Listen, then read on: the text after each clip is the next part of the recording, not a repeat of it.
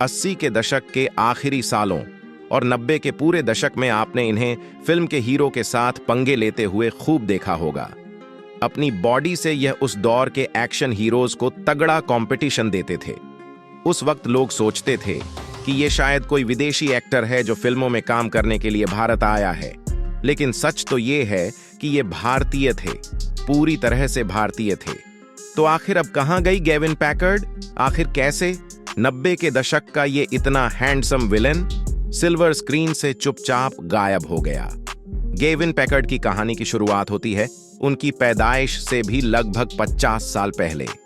यह पहले विश्व युद्ध का दौर था। अब तक अमेरिका पहले विश्व युद्ध का हिस्सा बन चुका था। ब्रिटेन और अमेरिका साथ मिलकर जर्मनी और उसके मित्र देशों के खिलाफ जंग लड़ रहे थे। इसी दौरान बड़ी तादाद में अमेरिकी सैनिक ब्रिटिश और भारतीय सैनिकों के साथ मिलकर ओटोमन एम्पायर के खिलाफ लड़ाई लड़ने के लिए भारत आए थे।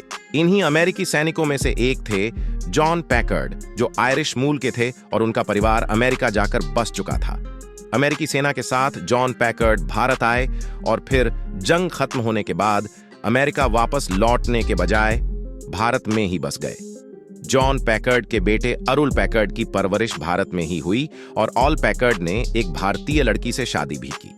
ऑल पैकर्ड के ही बड़े बेटे थे गेविन पैकर्ड, जिनका जन्म हुआ था 8 जून 1964 को मुंबई के कल्याण में।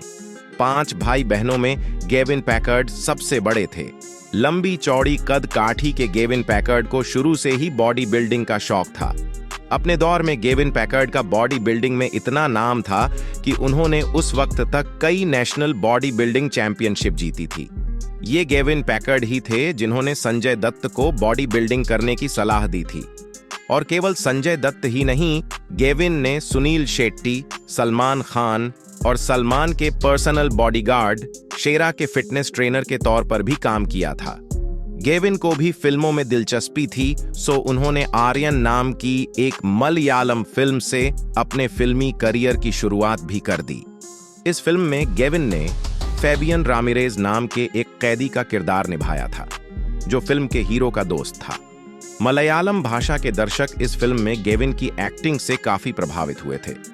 बात अगर गेविन की निजी जिंदगी के बारे में करें, गेविन की 2 बेटियां हैं, एरिका पैकर्ड और कायली पैकर्ड। जहां एरिका पैकर्ड एक बेहद खूबसूरत मॉडल हैं, तो वहीं कायली पैकर्ड एक मल्टीनेशनल डिजिटल मीडिया कंपनी में नौकरी करती हैं।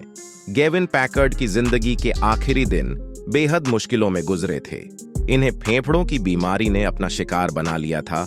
गेविन की बीमारी दिन ब दिन विकराल रूप लेती जा रही थी और आखिरकार 18 मई 2012 को गेविन के शरीर ने हार मान ली और गेविन इस दुनिया से हमेशा हमेशा के लिए विदा हो गए। गेविन को बांद्रा के सेंट एंड्रयूज ईसाई कब्रिस्तान में दफनाया गया। अपने पिता को याद करते हुए गेविन की बेटी इरिका कहती हैं कि मैं और मेरी बहन हमेशा सोचते थे कि वह कोई सुपरमैन है। इरिका बताती हैं कि उन्हें यह बात काफी बुरी लगती थी कि उनके पिता हमेशा फिल्मों में बैड बॉय का रोल करते हैं। अपने फिल्मी करियर में गेविन ने लगभग 59 हिंदी फिल्मों में काम किया, 9 मलयालम फिल्मों में काम किया और एक तेलुगु फिल्म में भी काम किया। गेविन की बेटी इरिका बताती हैं कि करण अर्जुन में सलमान खान और अपने पापा गेविन का फाइट सीन भी उन्हें बेहद पसंद था। गेविन की मौत के बाद उनकी 2 फिल्में और रिलीज हुई थीं। ये फिल्में थीं सलमान खान की ये है जलवा और मल्टी स्टारर फिल्म जानी दुश्मन। ये दोनों ही फिल्में गेविन की मौत के कुछ महीनों बाद ही रिलीज हुई थी। ये फिल्में तो आई और चली गई, लेकिन गेविन को किसी ने भी याद नहीं किया।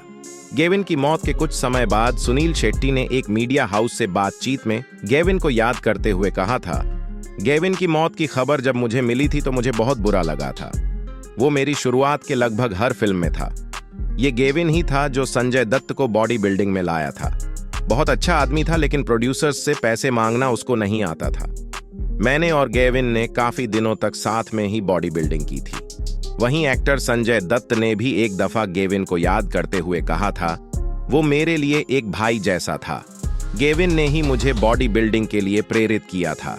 मैं गेविन की बेटियों का ध्यान रखता हूं और उनके लिए गॉडफादर की तरह हूं। मैं उसकी आत्मा की शांति के लिए दुआ करूंगा। मैं उसके परिवार की मदद के लिए हमेशा खड़ा हूं। ईश्वर उसकी आत्मा को शांति दे।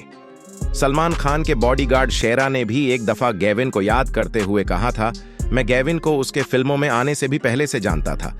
गेविन और मैंने एक साथ कई बॉडी बिल्डिंग चैंपियनशिप में हिस्सा लिया था। उसकी पर्सनैलिटी बेहद शानदार थी और उसकी फिजिक भी काफी दमदार थी। तो साथियों, इस तरह हिंदी फिल्म इंडस्ट्री के 90 के दशक के एक बेहद हैंडसम विलेन को इंडस्ट्री वालों और फिल्म के दर्शकों ने हमेशा हमेशा के लिए भुला दिया। लेकिन किस्सा टीवी हमेशा ऐसे कलाकारों को याद करता है और उन्हें उनके हक का पूरा सम्मान भी देता है। वीडियो कैसी लगी कमेंट करके बताएं। चैनल पर नए हैं तो चैनल को सब्सक्राइब करें।